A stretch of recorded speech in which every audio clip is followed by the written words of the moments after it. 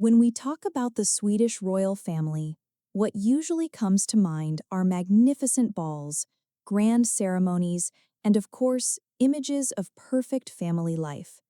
Yet life behind the elaborately decorated palace walls is made up of much more than celebrations.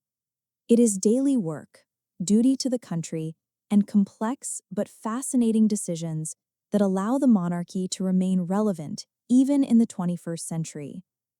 But let us begin with the most recent event, the ceremonial opening of the new political season, or as it is called in Swedish, the Riksdag opening. The opening of the Riksdag is a kind of starting point for the entire public life of the nation, a day when the royal family publicly reaffirms its bond with the state and with the citizens. Alongside King Carl XVI Gustaf and Queen Silvia, we once again saw Crown Princess Victoria, Prince Daniel, Prince Carl Philip, Princess Madeleine, and her husband Chris O'Neill at the event. The royal family seemed to be gathered in full, yet the most observant noticed the absence of two well-known figures, Princess Sofia and Princess Estelle. In Sofia's case, the reason is understandable. As a young mother, she has her own concerns. But many had expected to see Estelle at the ceremony. After all, she is the direct heir to the throne, the one often called the future Queen of Sweden. And here lies an important detail of royal protocol that governs the participation of young family members in state affairs. There is an unwritten rule: until the heir reaches adulthood, they do not take official part in such significant occasions.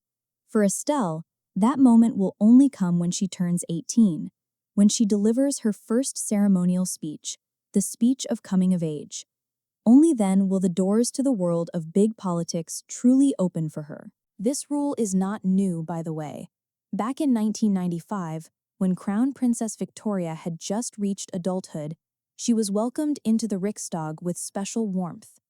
The then Speaker of Parliament greeted the young Crown Princess with great respect and emotion, noting that from that day her path to high state duties was open. History is repeating itself, and Estelle will one day walk that same path, a little later, but with the same mixture of reverence and responsibility. For now, Estelle has her own duties and joys, and as for major state matters, those will have to wait. This time, much attention was directed toward Prince Daniel, the husband of Crown Princess Victoria. His name is often associated with an appealing simplicity and sincerity. For more than 15 years, he has remained one of the country's favorites.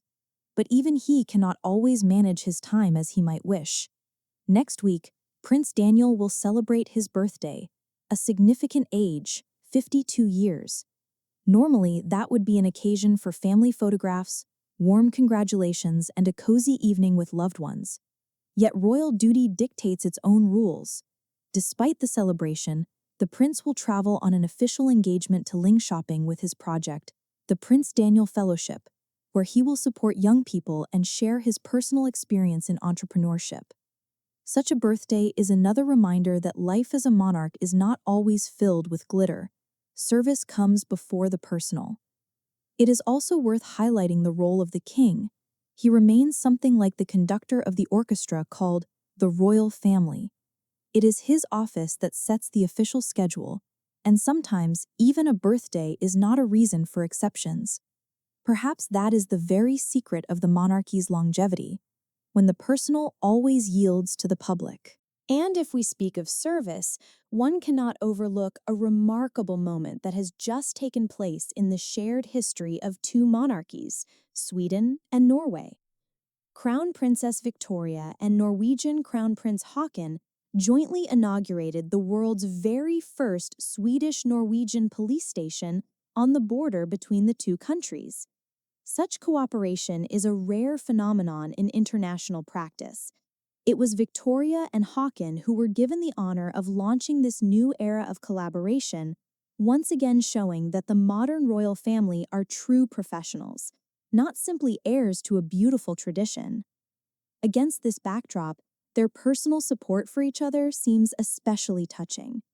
Victoria and Haakon have known each other since childhood, and their friendship is often cited as an example, for no one can understand a monarch better than another monarch. This bond grew even stronger during a difficult time for the Norwegian family. Victoria was the first to hurry to support her friends, showing that true values are not only about performing official duties together, but also about being ready to help in a difficult moment. One could list the accomplishments and daily details of royal life endlessly, but the essence is this: the modern monarchy learns, develops, and adapts to the challenges of the time. At first glance, it may seem that traditions are unshakable, but within those traditions, there is always space for personal gestures that bring protocol to life and make service genuine, sincere, and human. And every time the royal family appears in public, we see not only an ideal that inspires us to strive higher, but also real people, with their joys, worries, workdays, and rare moments of rest. In the same way, one day Estelle will follow in her parents' footsteps and walk into the hall of the Riksdag, and faith in the future. Friends, thank you for staying with us until the end of this episode. As you see, behind palace doors, real life is in full swing, with duties, joys, and unexpected turns. The monarchy remains alive and engaging as long as people are at its core.